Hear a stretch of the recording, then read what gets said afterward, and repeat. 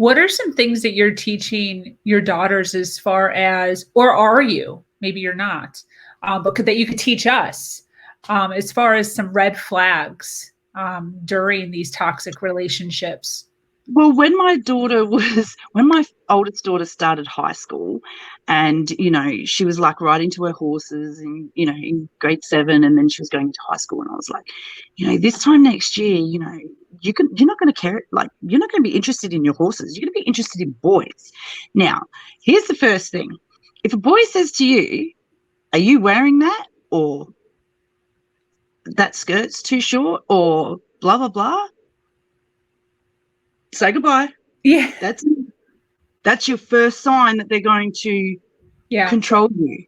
Yeah. Or, and things like that. Or if you can't have friends, like you're 13, if you want to go and have a sleepover with your friends, and, and you, not that she had a boyfriend, but, if you've got a boyfriend and they, and so I would teach them. But my oldest daughter, I actually would sit and watch, I would watch a lot of,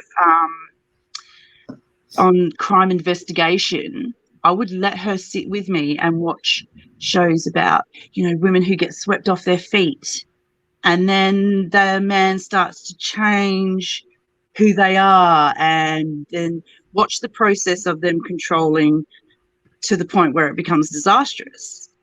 And, I'd let her watch them shows with me, and I would talk her through them.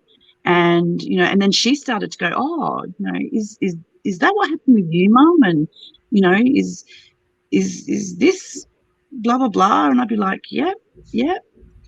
And so, yeah, that's how I don't sugarcoat anything with my children. I don't make them think that everybody in the world is beautiful and, and sunshine and rainbows. Yeah. I allowed them to watch things like that, to learn about the process of going into a narcissistic relationship. Yeah. And how it happens. They'll sweep you off your feet, even if they they woo you and they're really nice, and, and lavish all this, love and affection on you. Like, just be careful and be emotionally intelligent and have your wits about you. And the first time they show that sign of, like, they lie to you, and you feel that, and your gut is saying, oh, hang on a minute. And then you notice that things are changing and they're not who they were. Yep. That's when you need to, my daughter, her first boyfriend, she had to actually go through that and experience that herself. I saw the patterns of this boyfriend that she had. Yeah. And I was like, this is not good. He's love bombing you, then he's discarding you, then he's love bombing you. And she's like, oh, but I love him. And I'm like, no, you don't. Like, because this is not who he is. Who you met is not who he is. Yeah. Like, can you not see this pattern? Yeah. It took her a year. I had to sit there and watch her, and now she's just like, oh, wow, Mum, like, why didn't I listen? I said, because I had to let you experience that. Yeah. With my observation. Yeah. And we would have arguments, because I'd be like, this is a red flag, and she'd be like, oh, you don't know what you're talking about. I'm like, all right. Yeah. But now she's 17 and she hasn't had a boyfriend since, and now she's like, oh, I don't even know what I was thinking, Mum. And I was like, because you're young and you were learning. Yeah. And I'm glad that she had that experience at a very young age, because I didn't have that experience until I was in my 20s, but I didn't have that education, Exactly. that my mum had. My mum remarried. My stepfather was really nice to me. She'd never had an abusive partner. So, I didn't have that experience, and she was who she was. So she didn't teach me things that I believe that I need to teach my daughters, which I wish that I had been taught. 100%. Angela here looks like she doesn't know what love bombing is. So love bombing is when, like, they're like, oh my God, I love you so much. And, and you might have an argument with them, and then they'll get mad at you and say some nasty things. And then the next day they're like, I'm so sorry. Oh, I love you. Here's some flowers and some chocolates, or, let's just, and so this becomes a pattern of, it's a push-pull. I'm going to, it's this push-pull mechanism. And so, the push is the discarding and the pulling is the love bombing. Yeah. And the thing to realize, it's a roller coaster. So it's not like, obviously, anybody you get in contact with is going to hurt you sometimes, and they're going to apologize. And this is where you have that emotional attachment, because they disarm you, and then they make you feel bad for being mad at them for something that they did, that they hurt you. And so it becomes a cycle that you are so well in tune with. Yeah. It's like an athlete. I that's the way I looked. I looked like I was a professional athlete of allowing this emotional attachment. I mean, there's, like I say to people, they go, you can be a little bit harsh. And I go, hey, look, I detached myself from my whole family. Yeah. Emotionally detached myself. So you're nothing to me. You have to prove to me that you're worthy of being in my life. Yeah. Within my family.